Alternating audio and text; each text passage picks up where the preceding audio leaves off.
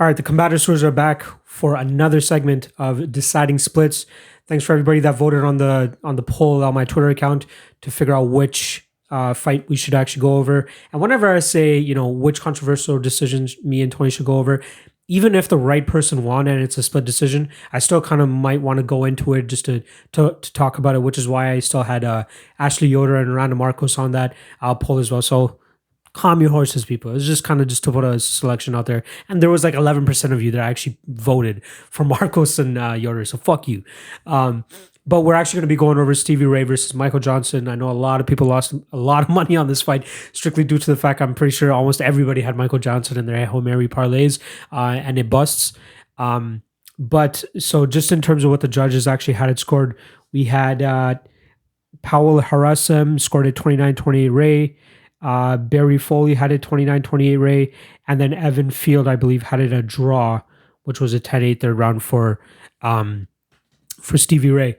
So we can agree upon the fact that rounds 1 and 3 were probably the most questionable in terms of the judging. Round 2 was a clear cut for Michael Johnson, and all the judges had agreed on that as well.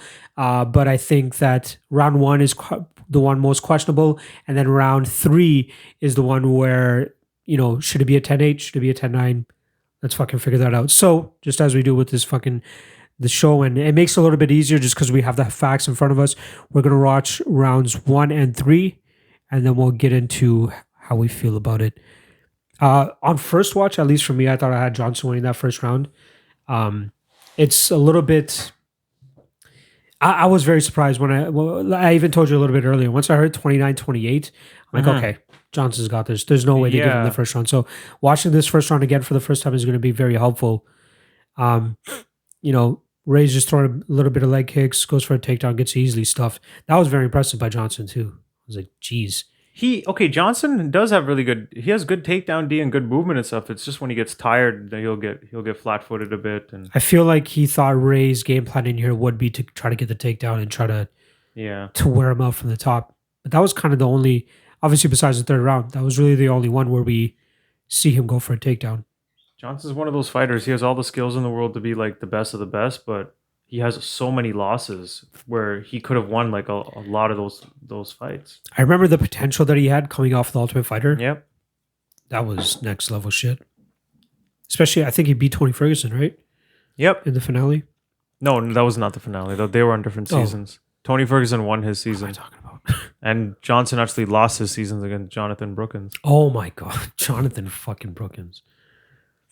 So it's a lot of like almost stalemate-ish striking going on. Like they're both throwing a couple strikes here and there. Mm-hmm. Ray's really kind of like laying on the leg kicks a little bit more. Yeah, Johnson more of a boxing-oriented game plan, it seems. Like we can all kind of agree that Stevie Ray won that third round. It's all going to depend on if it was a 10-8 or not. Mm-hmm. But this one is the one really in question. He's got quick hands, Michael Johnson. Mm-hmm. His boxing is ridiculous. I guess when you watch again, it's like he's not landing as much as I thought. Mm-hmm. A lot is missing. It's actually pretty even halfway through the round. Yeah. I mean, if anything, actually, Ray might be edging it just based off his leg kicks. Mm-hmm. That's the main difference here. He seems to be a little bit more active with the leg kicks. That was a good left, yeah. It almost reminds me of like a Dragon Ball Z fight where you just see them both clash. That's about it. Like you don't see exactly what happens. I'm trying to figure out why I seem to give it to Michael Johnson so easily in the first watch through. I think the commentators probably too. Could be. Because to me, when I'm watching this now, he's not landing too many clean. Mm-hmm. There's one leg kick and a body shot. Yeah. Yeah, right now, Johnson's definitely... Like the last minute, Ray hasn't really done much.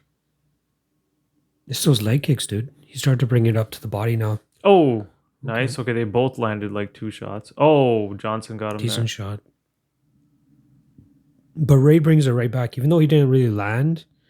Okay, yeah, honestly, since about the 2-minute mark, I feel like Johnson's kind of been easily winning this round. Still landing good with the leg kicks, but then he got... Johnson hit him nice to the face. I can't believe I'm going to say it, but I'm actually kind of leaning a Ray around here. I'm gonna disagree with you. I think Johnson edged him because I think he landed the better head strikes, more power shots there. But I don't think I'm not he going to was argue with anybody wanting to score that for Ray. That's how I feel about that. That's actually closer than I thought it was. that way closer to the point that I'm kind of even switching my stance here. Like, I think that the leg kicks and how often he was throwing them compared he landed to, a bit. He landed even though Johnson was throwing mainly all of his strikes to the head, I don't feel it was as consistent as Stevie Ray was kind of it wasn't as consistent, but when he did land, he landed a lot more bombs to the head though, and I weigh those more. True. He definitely pieced him up like to the head. But as for the full 5 minutes, you got to kind of I don't know. I feel like you can lean Ray here. Oh, 100%. I'm not going to argue with you if you want to score for Ray. I can totally see that because even the first 2.5 minutes, I kind of felt like he was outpointing Johnson. It's kind of a little even on the feet. Maybe Johnson slightly ahead, but then Ray with the leg kicks. The last 2 minutes, though, is where you were starting to lean towards Johnson. Then Johnson started to get into his groove, but then last 45 seconds again, Ray started landing leg kicks quite a bit. Had a good shot to the head as well, that hook. Yes, he landed 2 or 3 good headshots, but then Johnson landed a lot more headshots. So I just weighed them a little more. I thought they were more powerful. Yeah. But that's a close round, actually. I'm gonna go with the 10-9 Stevie Ray there. I'm surprised I'm actually saying that because right off the bat I had Michael Johnson on first watch, but the leg kicks, a couple good shots to the head, and the consistency of his output on dishing out damage throughout the whole 5 minutes, I got to give it to Stevie Ray. All right. I'm gonna give it to Johnson because I thought he landed more powerful shots to the head and probably dished out a little more damage. This might be our first ever deciding split league here. All right, we're going to get right into round 3 now. And this one, we can all agree that it was a Stevie Ray round, but let's kind of try to focus in and hone in a little bit more on how much damage Johnson was able to lay on Ray before Ray was able to gain that top position and dish out that damage. See, going into this round, it's like Johnson's kind of carrying the momentum from round 2 where he was in his groove. Look at that. Beautiful. He's landing probably really the well. most significant strike if you take round 1 into consideration on these two. Ooh. Oh. Johnson's looking really loose. 50 seconds in. When you're able to dish out that amount of damage within a minute, it's hard for me to see. Another one. Big shot. But then Ray Johnson did land on him before that. True. But if you're able to do a certain amount of damage before a guy takes over and, really starts dishing out the damage, like, I can't remember if Johnson was really on the edge of being finished. It was close. Okay, let's see. Thankfully for this podcast, we're able to kind of go into it a little bit more. This first minute and 20, though, Stevie Ray's getting pieced up. Yeah, absolutely. Nice body jab. Another jab. Nice leg kick. The leg kicks are racking up for Ray for sure, especially 12 minutes into the fight. Another Johnson one. Is feeling those. Yeah. I don't know why fighters don't go after that more, man. Beat up the calf. Especially with fighters that have a little bit wider of a stance, like Michael Johnson. Not super wide, but... A lot of them like to get knockouts, headhunt. Yeah, but... Chip away at a guy. Yeah, money in the bank. It's a fucking 15-minute fight. Good land by Johnson. Yeah, these first 2 minutes is all Michael Johnson. This is where it changes. Oh. So, gets him down almost immediately. Okay, see, Ray, this is good, solid. It's good damage. He's got him pinned against the cage and kind of not really half guard because Johnson's more on his back. Yeah. He has a half guard on his back. Yeah.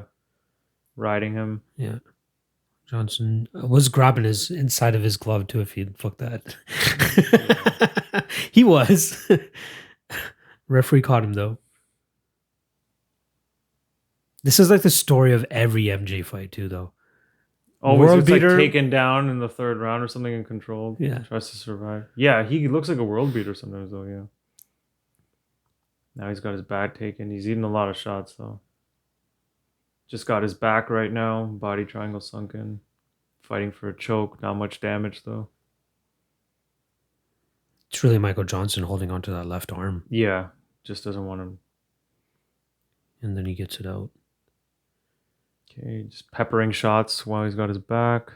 For me, it's got to be way more damage being done to warrant a 10-8, especially with the amount of damage Johnson dished out in that first. Yeah. minute As of and this point, it's not 15-ish. enough. 100%. It's not 10-8. I can't remember how the rest of this round goes. So let's. Oh no, that might change. I'm pretty sure. If I remember correctly, he gets close. Yeah. So there's a minute left. So he's pretty much. He's just been riding his back for the last minute and landing a decent amount of ground and pound since the 3-minute mark for 2 minutes. So the first 2 minutes. Okay. See now. Some Okay. big Now shots. he's on top of him with back control, and he's letting loose on him. Good ground and pound, just constantly. Okay, yeah. See, at this point, you this is close to getting stopped. He's just wailing on him, unanswered. Michael Johnson finally moves. Mounted against the cage again. Okay, now hammer fist to the side of the head. Oh, like he's in such a compromised position that you could stop this,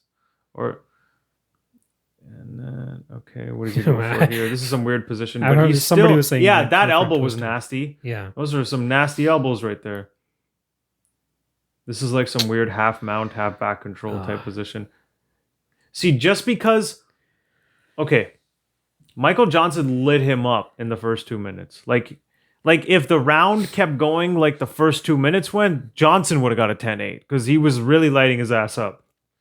But my thing is, to end the round in that position, that close to getting finished, I'm like, you do 10. You're getting 10-8 here. I'm gonna go 10-8 because especially when it's the end of the round, it's not like Johnson escaped that position. If Johnson went through all that damage and escaped the position and it was like back on the feet or something, I'd probably go 10-9. He was getting closer to escaping it though. The bell saved him though. He was still getting wailed on. He was still fully controlled. His whole body's fully controlled. But like, if he had a little bit more time, he could possibly buck out. Oh, okay, wait. No, okay, yeah, never mind. Yeah, yeah. Like, but to me, look at this. Yeah, he probably would have back control. Yeah. To me, it's like when you get wailed on for that long, and then the bell has to get you out of the position to save you.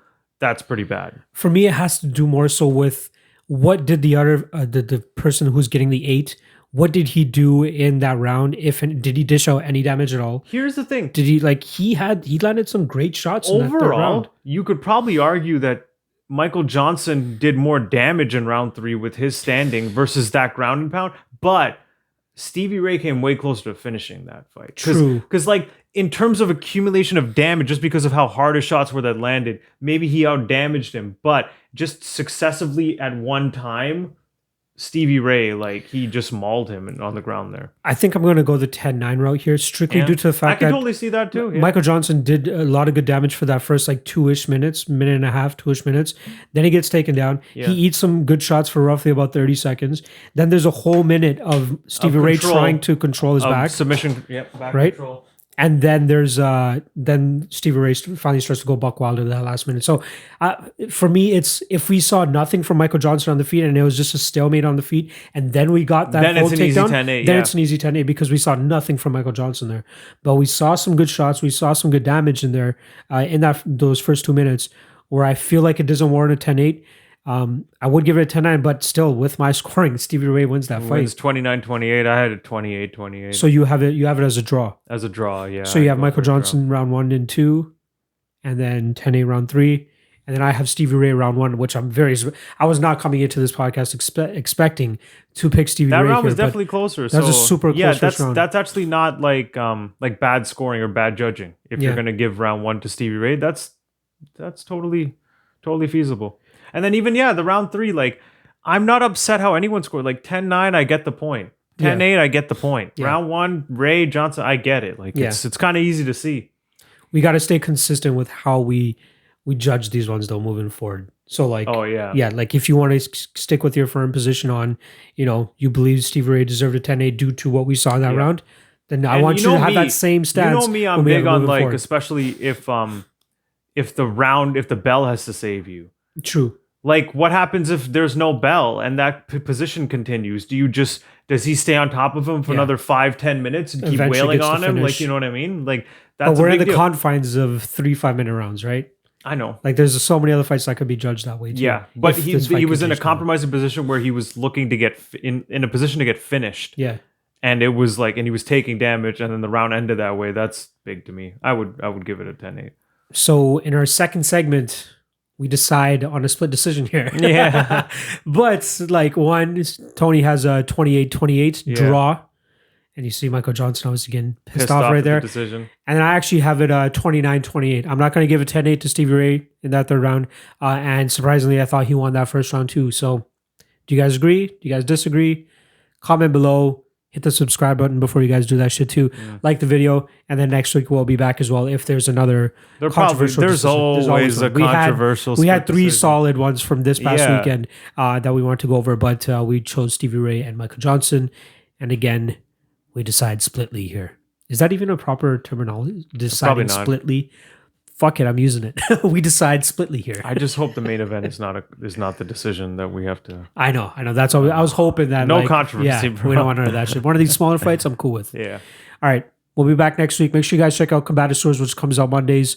And yeah, follow me at MMALOTN, him at CHEWNS, which is Tunes.